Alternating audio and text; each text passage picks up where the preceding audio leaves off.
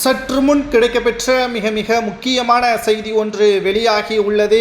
அடுத்து 24 மணி நேரத்திற்குள் ஸ்டாலின் அவர்கள் டெல்லியில் உள்ள அமலாக்கத்துறை அலுவலகத்திற்கு சென்று ஒட்டுமொத்த நடவடிக்கைகள் பற்றியான தகவல்களை தெரிவிக்க வேண்டும். கடந்த சில மாதங்களாகவே திமுகவின் அமைச்சர்கள் வீட்டில் அமலாக்கத்துறை அதிகாரிகள் சோதனைகளை நடத்தி வரக்கூடிய நிலையில் இதற்கு முன்னால் மிகப்பெரிய அளவில் நெருக்கடி திமுகவிற்கு அமலாக்கத்துறை அதிகாரிகள் கொடுத்தார்கள். முதல்வர் ஸ்டாலின் அவர்களது மருமகன் சபரீசன் அவர்களை கைது செய்வதற்கு முனைந்த பொழுது உடனடியாக டெல்லிக்கு சென்று மோடி அவர்களை தனிப்பட்ட முறையில் சந்தித்து அமலாக்கத்துறை அதிகாரிகளது தலைமையை மாற்றக்கூடிய வகையில் மோடி அவர்களது உத்தரவும் இருந்தது.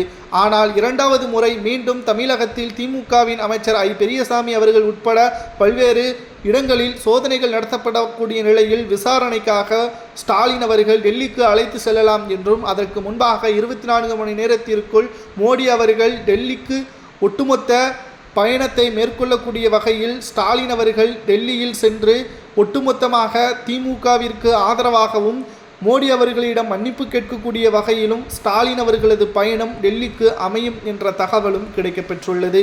2026 சட்டசபை தேர்தலில் திமுகவிற்கு நிச்சயமாக வெற்றி வாய்ப்பு கிடையாது. அமைச்சர்களும் சரி, நிர்வாகிகளும் சரி, எம்எல்ஏக்களும் சரி சொந்த சொத்துக்களை பெருக்குவதற்குத்தான் முயற்சிகளை செய்தார்களே தவிர மக்களின் வளர்ச்சிக்கு எந்த ஒரு திட்டங்களையோ அல்லது பயன்களையோ இதுவரை செய்யவில்லை. மீண்டும் 2026 சட்டசபை தேர்தலில் பல்வேறு வாக்குறுதிகளை மீண்டும் கொண்டு வருவார்கள். ஆனாலும் அதில் எந்த ஒரு பயனும் கிடையாது என்றும் கூறியுள்ளார்.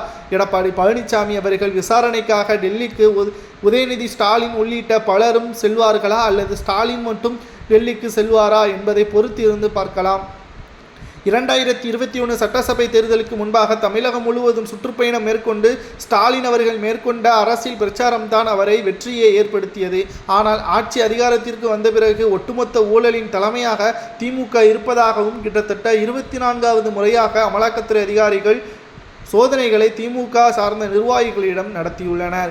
ஆவணங்கள் அனைத்தும் திமுகவிற்கு எதிராக இருக்கும் பட்சத்தில் நிச்சயமாக பல்வேறு அமைச்சர்கள் சிறைக்கு செல்வார்கள். ஐ பெரியசாமி அவர்களது வீட்டில் நடைபெற்ற சோதனையின் முடிவில் இறுதியாக அமலாக்கத்துறை அதிகாரிகள் கைப்பற்றப்பட்ட ஆவணங்களை விசாரணைக்காக திங்கட்கிழமை அன்று ஐ பெரியசாமி அவர்களையும் அழைக்க உள்ளார்கள். மேலும் ஸ்டாலின் அவர்கள் இதை தடுத்து நிறுத்துவதற்கு ஒரே வழி மீண்டும் மோடியை சந்திப்பதுதான். ஆனால் இது இக்கட்டான சூழல் என்ற காரணத்தினால் ஸ்டாலின் அவர்கள் மோடியை சந்திக்காமல் டெல்லிக்கு உள்ள அமலாக்கத்துறை அலுவலகத்திற்கு நேரடியாக செல்வார் என்ற தகவலும் கிடைக்கப்பெற்றுள்ளது. ஒன்று அமைச்சரை காப்பாற்ற வேண்டும், இல்லை என்றால் அமைச்சரை சிறையில் அனுப்ப வேண்டும். இதில் ஏதாவது ஒன்றை ஸ்டாலின் அவர்கள் செய்வாரா என்பதை பொறுத்திருந்து பார்க்கலாம்.